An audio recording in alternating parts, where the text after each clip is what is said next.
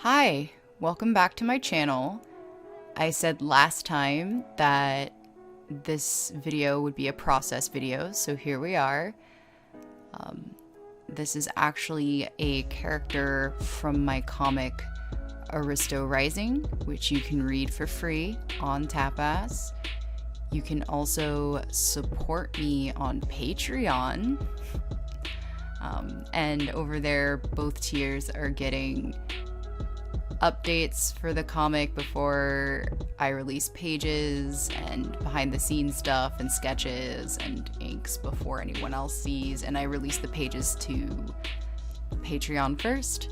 So if you're interested, you can check that out. I'll have that information below. But hi. I hope you enjoyed my new little intro. It was just a little something I put together. I didn't have a lot of time because I'm kind of busy this month prepping, because I have some stuff at the end of the month and the beginning of April, which I might talk about here or I might not. I don't know. But I'm trying to get as much stuff done so that I have content ready for April. You can see here I grabbed a couple of references from Pinterest because I needed some references for spinal armor. Sparmer. This isn't really armor for her per se. The armor is actually not on right now, but this is a spinal implant that she uses while piloting her mech. It's kind of a little spoiler for future content, but I really wanted to draw something about this aspect of Arya. I did some fan art before I did this that I recorded for a process vid, and I just hated it. I hated it so much. Like, I ended up posting the final thing, but it just wasn't what I wanted. So I decided, because I got some other work done early, I would just film another process video. And I decided to do something for my comic instead, because I kind of wanted to work on OC stuff a little bit. That wasn't like pages, because pages are all fine and dandy, but they're kind of just like a means to an end, you know? Like, I want to tell my story, so I have to draw the pages. Not that I don't have fun, but it's just, it's a lot of work. Not that this isn't a lot of work either, but it's, I don't know, it's different. But I decided to work on this, and I really liked how this ended up much better. So I just went ahead and used this for the video instead. There's actually a drawn background in this one. Imagine that. I mean, like, I feel like I draw backgrounds often enough. I just hate it. It's not my favorite thing to draw. But I was really into this concept, this shower concept, I guess, which is kind of funny because they're in space, and quite honestly, I think they'd probably have like sonic showers, kind of like Star Trek. Is that where I got sonic showers from? I have no freaking idea, but I think it's from Star Trek. Anyway, I've consumed a lot of sci-fi media in my life. But I think I really wanted to evoke with this a lot of that feeling of, do you ever just sit in your truck? You know, that feeling when you're depressed and you just sit in the shower, letting the water hit you and disassociate. Or at least I do that. I don't know if other people do that. But it is a big mood. There's also a butt in this. I figured there's no privates, and it's art, and it's not like I make money on these videos anyway. I'm not monetized or anything, so I figured it was okay. I'll just, mark not for children. But I hope I hope I don't, bother anyone with the butt. I think it's a tasteful butt. I love figure drawing, actually. I think there's something in here that is an ode to the character, an ode to the emotion of sitting in the shower, an interest in, figuring out this implant, what it looks like, how it works, that I wanted to master, but also just a love of the figure. And I really like the contortion of the torso here, the way the foot tucks under the other foot. I like the way the hair kind of emphasizes the weight of the head. I don't know. I just love figure drawing, and so I'm glad I got to do a little bit more of that. I also really liked playing with texture and light in this piece. I really love playing with kind of dramatic lighting. I don't know why. I think even before I really knew what I was doing with lighting, I was really interested in it as far as like dramatic lighting. When I go back and I look at my early work, which it would be interesting to kind of maybe do a video on that of some of my like earlier work versus what I'm doing now, but I still see the influence of light in my pictures. And I mean, like, obviously light is like a basic thing that everybody kind of deals with in art, but I don't know, I just really like the way it bounces, the shapes it creates. I don't know, I'm rambling, but I don't know, I really like neon signs. And there was this like art exhibit I went to back in the before times, where they had all of these kind of bars of neon lights, but the way the light reflected in the dark room was just so cool, and that really had an effect on me. I also really like rooms where like the whole room is one color.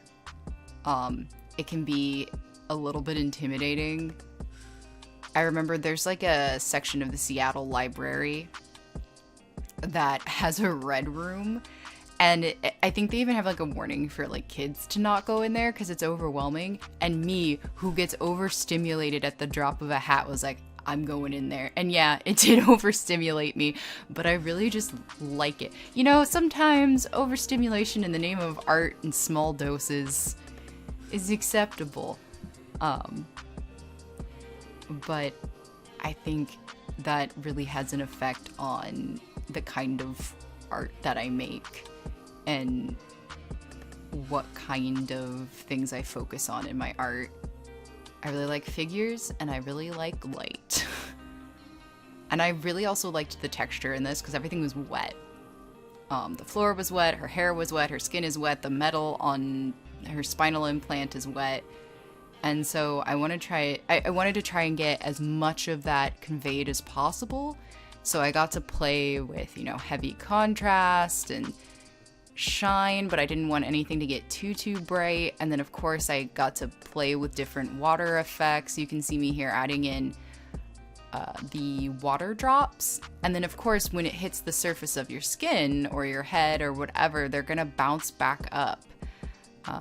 And you get that little neat mist spray. Same with when it hits the floor, you get a little bit of that, especially because I used a dark color for the floor of the shower.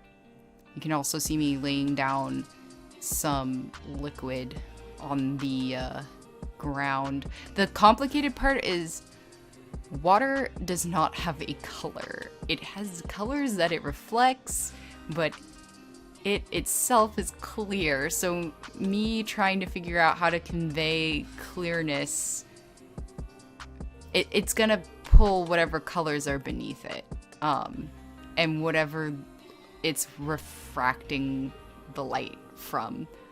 So that's always a fun experiment. I just try. It's a lot of trial and error. I wouldn't say I'm the best at drawing water, but it's always fun to try new things, new skills. One of my other favorite parts is here you can see me going in, and I've laid down all these big swaths of light and dark, and I kind of use a lot of layer masks and what would you call that? I guess it is also a layer mask. Anyway, to kind of get the base down, and a lot of that has to do with, layer effects. But then I get to kind of take my brush in and, start the layers of painting and kind of fixing things, getting things the correct color, creating a variation of soft edges versus hard edges. It's really important as far as defining shapes, especially if you're painting without lines. Here I have lines because this is more of my comic style, but if you're painting without lines, the big difference between how something turns in space is going to be whether there's a hard edge there or a soft edge. And so it's always important to kind of pay attention to that. I don't know why there's a transition there. That's interesting. Okay, well, I don't really want to go in and edit that. That might sound lazy, but it is in fact because it is very late in the evening. It's almost 1 a.m. and I have a bunch of other work to do, and also I'm looking at the file right now and I can't see where that transition is. Enhance. Wait. So I found where the transition is, the crossfade, but I couldn't figure out how to get rid of it right now, because I'm still figuring out Sony Vegas, and every time I look up a YouTube video, I just end up having to figure it out myself anyway, so that'll be a adventure for another time, if I remember. Hopefully I remember to look that up. But for right now, I'm just gonna keep going and apologize for the weird crossfade. It's actually because that's where the second clip starts. Because I kind of filmed this in two big parts. Because I started working on it really late at night and then finished it the next day when I got up. I feel like I end up working on art really late at night. Like, I'll do like admin stuff in the earlier part of the day, like shipping and updating files and emailing people and that kind of stuff in the early day. But when it comes to art, I feel like I'm always up late working, just because I'm kind of a night owl. Especially with my drawing. I feel like there's a lot of artists like that though, so I don't think it's particularly odd.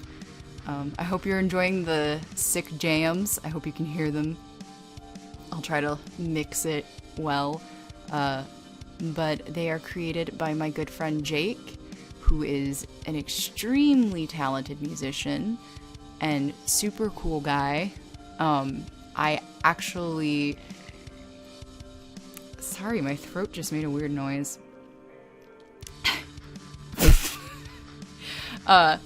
Sorry.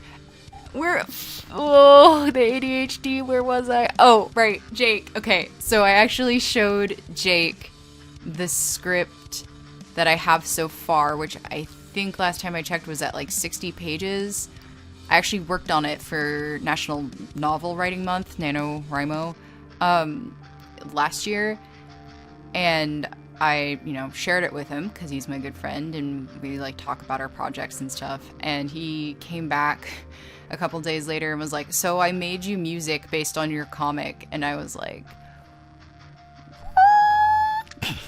Then I started crying. I don't know. It was very emotional. But I super appreciated, so I used some of that here along with some of his other tracks, and also a track he made based on my Twitter banner, my old Twitter banner. So definitely check him out, Jake_Lionheart. I always link him down below, but he's on Spotify and Bandcamp and SoundCloud and Twitter, and he has a YouTube channel where he does beat stuff and talks about D&D, because we're all nerds. I think here I'm starting to just do a bunch of detail stuff. And then you can see how long. So obviously this video is sped up, but it still looks like it takes a long time for Photoshop to save, and it does, and I don't know why. Photoshop has been running weird on this computer. That's none of my business, I guess. This is where I really start to try and get the texture down for the metal, and I really try to start working on the wetness, the moist aspect. Sorry, that was terrible. I don't know why I felt the need to say moist like that. At least I didn't lean into the mic. But yeah, just more defining those edges, because I don't want everything to be one texture. I don't want everything to be super smooth. I'm sure I actually kind of want even more texture in my art, but I haven't really figured out how to get there yet. I'm working on it. But I'm defining the feet here, because feet kind of have those weird wrinkles in them. I always hate drawing feet, to be honest, because I don't really like feet in real life. I don't even like to touch my own feet. I do like rendering hair, though. I think I talked about this maybe in my last process video, but I love rendering hair. It's just, I've loved doing it since I was a child. Like, there you can see my like childhood watercolor drawings, and I'm going ham on the hair. I love how I just told you that I hate feet, and then I zoomed in on the foot. But in my defense, it needed to be fixed. Just because I don't like drawing something doesn't mean I don't try to do my best. I don't remember what the next step is. I think I went in and, yes, okay, so I tried to make it steamy. Add the steam, enhance the steam. I'm so sorry, y'all. It is 1:11 in the morning, so that's not even that late for me anymore. There's me adding in the water droplets and kind of trying to get some flow into the drain there. The whole image is kind of tilted because the figure is tilted, and I kind of tried to tilt the background. I kind of wish I pushed it a little bit more, just for a little bit more disorientation when looking at it, but I think the solidness of the hair, like the hair almost forms like a very stiff line that kind of just pulls the image down, which I don't mind as much because I think it adds to the mood. But I did try to tilt it a little bit. You can see me adding some of that spray because I think I said earlier, water bounces off of surfaces, and so you want some of that too. I also just like doing it. I mean, a lot of the stuff that I do is because I'm choosing the aspects that I want to put in my art, choosing the aspects of reality that I like to add to my art. Here I'm adding some lights to her implant.